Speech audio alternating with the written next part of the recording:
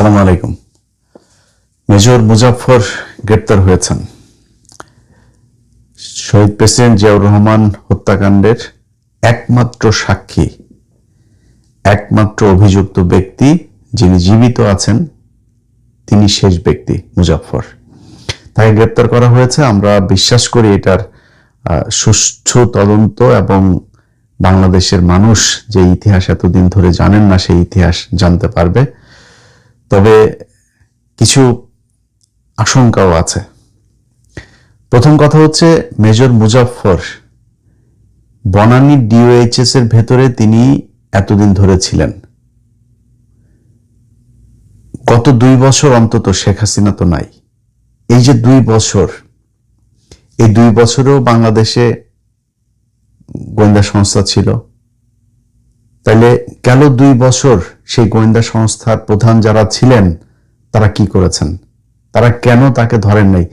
তার যেই বাসার যে লোকেশন, যেখান থেকে ধরা হয়েছে তাকে, সেখান থেকে তারেক রহমান যে বাসায় গুলশানে ছিলেন, খুব বেশি দূরত্ব না, এত কাছাকাছি তার বাবার হত্যাকারী তার পাশে ছিল। কিভাবে ছিল? এই প্রশ্নের উত্তর খুঁজে বের করা দরকার। আমরা এটার জন্য সেনা প্রধান যিনি আছেন, যেহেতু বিষয়টা ডিওএইচএস এর ভেতরে, এটার জন্য সেনা প্রধানকে জিজ্ঞাসাবাদ করা দরকার। সেনা প্রধান আজকে দাড়ি রেখেছে কয়টা, এই জন্য বাংলাদেশের মানুষ সব ভুলে গিয়েছেন। এইভাবে ভুলে গেলে কপালে বিপদ আছে আবারও। এই ওয়াকার সেই ওয়াকার যে কিনা তার সংস্থার ভেতরে, তার বাহিনীর ভেতরে সদস্যদেরকে দাড়ি রাখতে দেয় নাই। দাড়ি রাখতে নিরুৎসাহিত করা হয়েছে। তাদের দাড়ি ছিল, দাড়িওয়ালা মানুষ যে নামাজ পড়ে 5 ওয়াক্ত, তাদেরকে শেখ হাসিনা, রাষ্ট্রপতি, সেনাপ্রধান এই সেনানিবাসের কোনো প্রোগ্রাম হলে সেখানে তাদেরকে ডিউটিতে রাখা হইতো না। আমার নিজের রিলেটিভ, তার বাবা, আমার ভাই, আমার ভাগ্নে একজন, সে হচ্ছে গিয়ে আপনার ভাতিজা আমার। তো সে হচ্ছে গিয়ে আপনার এই 2000 সম্ভবত 18-19 এরকম কোন একটা ইয়েতে আপনার কুচকাওয়াজের দিন তার বাবা এসছে, আমার সেই চাচতো ভাই, সে এসছে তার চোখের অপারেশন করানোর জন্য।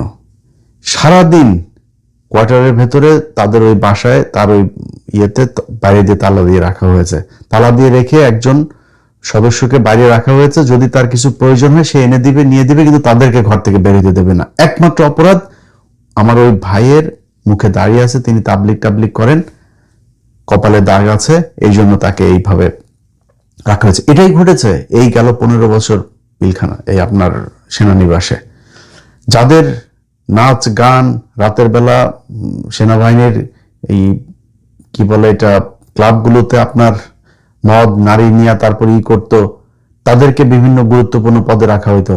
নামাজ রোজা করা, দাড়ি রাখা, এটাকে ভীষণ রকমের অপরাধ মনে করা হইতো। এটাই গেল 15 বছর এভাবে ঘটেছে। সো সেই ওয়াকারই তো এই ওয়াকার। এই ওয়াকার 24-এর পরও আওয়ামী লীগের প্রতিটা মানুষকে পালিয়ে যেতে এই ওয়াকার সহায়তা করেছে।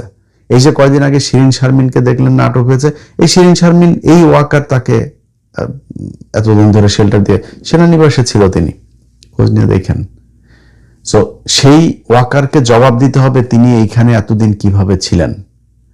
আমার কাছে থাকা যে তথ্য, তিনি কলকাতায় আপনার 1981 সালে তিনি চলে যাওয়ার পর 96 পর্যন্ত তিনি ভারতে ছিলেন, এবং 96 পর্যন্ত ভারতে থাকাকালীন তিনি 2টা নাম ব্যবহার করেছেন, একটা বিপ্লব সরকার আর একটা হচ্ছে জয় ব্যানার্জি।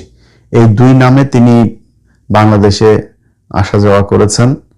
এরপরে 96 সালে শেখ হাসিনা ক্ষমতায় আসার পর ভারত তাকে বাংলাদেশে দিয়েতে, যাও তুমি, আর কোনো সমস্যা নেই। সে দিব্যি বাংলাদেশে থেকেছে, খেয়েছে, কোনো সমস্যা হয়নি এখনো পর্যন্ত। 5 তারিখের পরের 2 বছরও তিনি বাংলাদেশে থাকলো। বাংলাদেশ এই মুহূর্তে সিআইডি প্রধান, ডিজিএফআই প্রধান, ডিবি প্রধান, সবাইকে ধন্যবাদ যে তারা তাকে শেষ পর্যন্ত ধরেছে। এখন তার বিচার, এই বিচারটা আমি মনে করি না এত সহজ হবে করাটা। কারণ হচ্ছে তিনি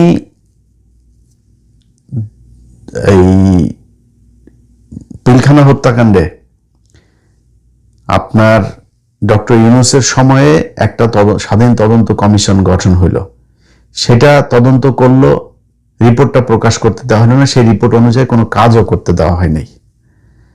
কারণ কি? কারণ হচ্ছে ভারত পিলখানা হত্যাকাণ্ডের সাথে জড়িত ছিল। আজকে মুজাফফর যে হত্যাকাণ্ডের কারণে তাকে গ্রেপ্তার করা হয়েছে, সেই জিয়াউর রহমান হত্যাকাণ্ডের সাথে ভারত সরাসরি জড়িত ছিল। এই কারণে তাকে এই বিচার করা এত সহজ হবে না। জেনারেল এরশাদ, তিনি জেনারেল মঞ্জুকে তার সময় খুব তড়িঘড়ি করে তারপর জেনারেল মঞ্জুকে হত্যা করা হলো।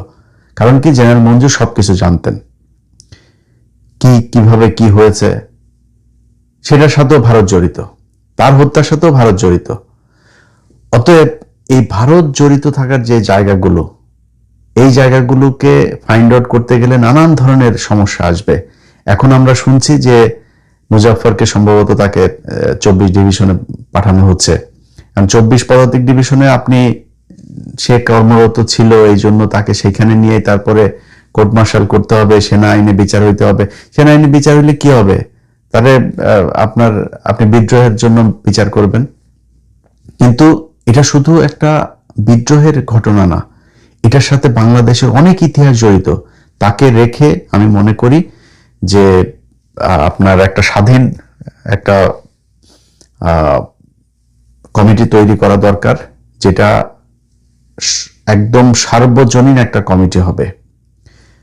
এটা করে তারপরে তাকে দিয়ে ইতিহাসের কোন কোন জায়গায় কোন কোন ঘটনার সাথে সে জড়িত, ভারত কিভাবে কেন তাদেরকে দিয়ে জিয়াউর রহমানকে হত্যা করিয়েছিল, এরপরে কি ঘটেছিল, মঞ্জুকে কিভাবে হত্যা করা হলো, কেন হত্যা করা হলো, এরশাদের সাথে এতদিন ভারতের কি কি ডিল ছিল, এরশাদকে দিয়ে কি কি করানো হয়েছে, এই পুরো ইতিহাস তাকে দিয়ে খুঁজে বের করা সম্ভব। যে কারণে এই ঘটনাটা শুধুমাত্র জিয়াউর রহমান হত্যাকাণ্ড কিংবা ওই সেনা বিদ্রোহ হয়েছিল ওই দিন 30শে মে, শুধু এটার মধ্যে সীমাবদ্ধ থাকলে হবে না। এটার জন্য আমি মনে করি তারেক রহমানকে আরো বেশি কি বলবো যে দায়িত্বশীল এবং সতর্কভাবে পদক্ষেপ নিতে হবে। আজকে সকালে দেখলাম যে তারেক রহমান আমার দেশ পত্রিকা একটা নিউজ করেছে, সেখানে তারা পররাষ্ট্র মন্ত্রণালয়ের একজন ঊর্ধ্বতন কর্মকর্তার উদ্ধৃতি দিয়ে বলেছেন যে তারেক রহমান ভারত সফরে যাচ্ছে না। আমার জন্য আজকের দিনের সবচাইতে সুন্দর, সবচেয়ে খুশির খবর হচ্ছে এটা। তারেক রহমান যদি ভারতে না যায়, এটা বাংলাদেশের জন্য, তারেক রহমান না বাংলাদেশের জন্য যেই যেই জায়গায় ভারতকে প্রয়োজন আছে তার অল্টারনেটিভ রাস্তা খুঁজে বের করা দরকার এবং ভারতের সাথে সর্বোচ্চ সংকীর্ণতা দেখানো দরকার। তারেক রহমান যাবে না, এটাও আমার কাছে খুবই সুখবর, এই দেশের জন্য একটা ভালো খবর। তো তারেক রহমান ভারতের সাথে করছে, মুজাফফরকে ধরেছে, 111-এর কুশীলব অনেককে ধরেছে। তার কাছে অনুরোধ থাকবে বিডিআর এর পিলখানার হত্যাকাণ্ডকে কেন্দ্র করে যারা জড়িত ছিল তাদেরকে গ্রেপ্তার করা এবং যে নিরীহ বিডিআর সদস্যরা এখনো পর্যন্ত জেলখানায় আছে, প্রায় 450 মানুষ, তাদেরকে বের করে দেয়া। তাদের একটা বেঞ্চ গঠন করার জন্য তাদের শুনানি করা যাচ্ছে না। অতএব সরকারের কাছে অনুরোধ থাকবে বেঞ্চটা দ্রুত গঠন করে তাদের শুনানির ব্যবস্থা করে তাদেরকে ছেড়ে দেয়া। অনেকের 10 বছর আগে তার সাজার মেয়াদ শেষ হয়েছে, সেই মানুষগুলো এখন পর্যন্ত জেলখানায় আছে, তাদের প্রতি একটু সদয় হন। আপনার এই মুজাফফরকে আটকের সাথে ওইটার সাথে সম্পৃক্ত, কারণ ওইটাও ভারত ঘটিয়েছে, এইটাও ভারত, সো আপনি তাদের প্রতি সুবিচার করা উচিত। এই মানুষগুলো অপেক্ষায় ছিল যে হাসিনার যদি কোনোদিন পতন হয় তাহলে তারা মুক্তি পাবে। 2 বছর হয়ে গিয়েছে, 2 বছরে 4টা ঈদ তারা সেখানে পালন করেছে। তাদের প্রতি কোন সরকার বিরোধী দল কেউই সদয় হয় নাই, এটা নিয়ে কেউ কথাও বলে নাই, এটা নিয়ে কেউ দাবিও তোলে নাই শক্তভাবে সরকারের কাছে। এখন পর্যন্ত সংসদেও কোনোদিন কেউ এটা নিয়ে কথা বলে নাই। অথচ উচিত ছিল 5 তারিখেই তাদের সবাইকে বের করে দেয়া। যারা জেনুইন হত্যাকারী তাদেরকে খুঁজে বের করেন, এটা সবাই জানে, তাদের বিচার করেন, এটা একটা। আর যে ঘটনায় মুজাফফরকে আটক করা হয়েছে, সেই ঘটনাতেও আমি মনে করি যে 2 দিন আগে কনক সারোয়ারের ফেসবুক পেজে দেখলাম যে তারেক রহমান মাদারীপুরে গিয়েছেন, সেখানে তার গাড়ি বহরের উপরে পাথর, ইট বা কিছু একটা গাড়িতে নিক্ষেপ করা হয়েছে। তো যেখানে পাথর বা কোনো কিছু ঢেলা দেওয়া সম্ভব হয়, সেখানে তো গ্রেনেড মারাও সম্ভব।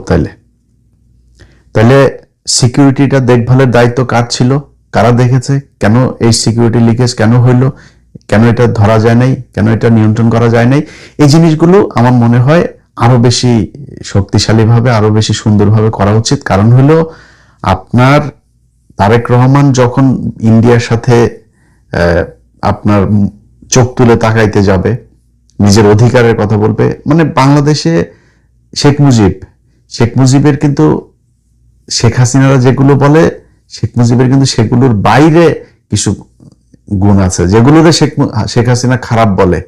শেখ হাসিনা যেগুলোরে ভালো বলে সেগুলো হলো শেখ মুজিবের খারাপ গুণ। শেখ মুজিবের ভালো গুণ কি ছিল? শেখ মুজিব কোনোদিন পাকিস্তান ভাঙতে চায়নি। শেখ মুজিব শেষ পর্যন্ত চেয়েছিল এই পাকিস্তানের সাথে আবার সে ওআইসিতে গিয়ে যোগ দেয়া, পাকিস্তান প্রধানমন্ত্রী ভুট্টোকে আপনার বাংলাদেশের সফরে আনা, এগুলো কিন্তু ইন্ডিয়া ভালো চোখে দেখে নাই। এই জন্যই শেখ মুজিবকে হত্যায় ইন্ডিয়া জড়িত ছিল এবং এটা ঠেকানো যায় নাই। সো ভারত সবসময় তার বিরুদ্ধে যেই চোখ তুলে তাকাবে তাকে তারা হত্যার চেষ্টা করবে। তারেক রহমানকে এরকম কোনো কিছু করলে আমি অবাক হব না, কারণ এখন আমরা বললে আবার অনেকে মনে করতে পারে যে জন্য কিছু বলি না, যে ও হ্যাঁ এখন তারেক রহমানের জন্য এত পীড়িত হয়েছেন। ভাই, তারেক রহমানরে আমি যদি আমারে জিজ্ঞেস করেন, গত এই 2 বছরও বহুবার বলেছে যে তারেক রহমানের কিছু জিনিস আছে, তিনার এই গত 5-7 বছরে তার ব্যাপারে যতটুকু জেনেছি, তিনার কিছু ভালো পরিকল্পনা আছে। এটা আমার ভিডিও বোধহয় যারা 2 বছর দেখেছেন এখনো আছে আমার চ্যানেলে, সেগুলো দেখে নিন, বলেছে আগেও। কিন্তু তার আশপাশের কিছু লোকজন এখন ওই যে জাহেদ মায়েদ এগুলোর এই করা হয়েছে, তো এগুলো আমার কাছে ভালো লাগে না। এবং নির্বাচনের আগে তারা যেভাবে কথা বলেছে সেগুলোর বিরুদ্ধে আমি সরাসরি জামাতের পক্ষে অবস্থান নিয়েছি। তাদের কারণে, এটা আমার সমস্যা নেই, তাদের সমস্যা। তাদের আমাকে জানানো উচিত যে আমরা এই কারণে করেছি। আমি তাদের কাছে আমার এত মাপ চাওয়ার কিছু নেই, তাদের তেল মারার কিছু নেই। তারপরেও তারেক রহমান এখন প্রধানমন্ত্রী এবং এই নির্বাচনের পরে যে পদক্ষেপগুলো নিচ্ছে, এই পদক্ষেপগুলোর কারণে তারেক রহমানকে আমি সাপোর্ট করি এবং আমি চাই তারেক রহমান সারা জীবন ক্ষমতায় থাকুক, আমার কোনো সমস্যা নাই। এখন এই মুহূর্তে যদি তারেক রহমান মনে করেন জামাত ইসলাম, তারা এত ছাড় দিচ্ছে কেন? তারা ছাড় দিচ্ছে কারণ তারা জানে যে এই মুহূর্তে যদি নাকি আমরা বিএনপিকে আওয়ামী লীগের সাথে মিশতে দেই তাহলে এই দেশটা আবার সেই ইন্ডিয়ার পেটে যাবে। সো তার চেয়ে বেটার আমরা বিরোধী দল থাকি, তারেক রহমান ক্ষমতায় থাকুক। এই জন্য তারা ছাড় দিচ্ছে। অনেক কিছুতেই বিরোধী দলের যেই রিয়েক্ট করা দরকার যেভাবে, তারা সেটা করে না। আমার যেটা সেটা হচ্ছে যে তারেক রহমান এই মুহূর্তে যদি তার কোনো একটা ক্ষতি হয়, সেই ক্ষেত্রে দেশের ভেতরে কিন্তু বিশাল একটা বিশৃঙ্খলা তৈরি হবে এবং সেই বিশৃঙ্খলা আসলে ঠেকিয়ে রাখা সম্ভব হবে কিনা আমি জানি না। এখন তো সবাই বিএনপি হয়ে গিয়েছে, পুলিশের ভেতরে সবাই বিএনপি, আর্মির ভেতরে ওয়াকার নিজেও এখন বিএনপি। রাষ্ট্রপতি গতকালকে কি বলেছে দেখেন, শেখ হাসিনার এই দমন পীড়ন নির্যাতনের বহিঃপ্রকাশ আপনার জুলাই বিপ্লব। রাষ্ট্রপতি এখন এই কথা বলে, এই বদমাইশের বাচ্চা। সবাই এখন বিএনপি, খালি আমরা হইলাম কি বিএনপি বিরোধী হয়েছি। যাই হোক, তো এই রাতারাতি কিন্তু পরিস্থিতি চেঞ্জ হয়ে যাবে। তারেক রহমানের যদি কিছু একটা হয় সেখান থেকে দেশকে, এবং এইবার যদি ইন্ডিয়া আপনার কোনোভাবে নিয়ন্ত্রণ নিতে পারে, সেই নিয়ন্ত্রণ কিন্তু আপনার 2-4 কোটি মানুষের মেরে হলেও তারা সেখানে সেই নিয়ন্ত্রণ ধরে রাখবে। এই কারণে আমরা মনে করি তারেক রহমান এই বিচারগুলো করতে যাচ্ছে, আমরা এটার সমর্থন জানাই, সাধুবাদ জানাই।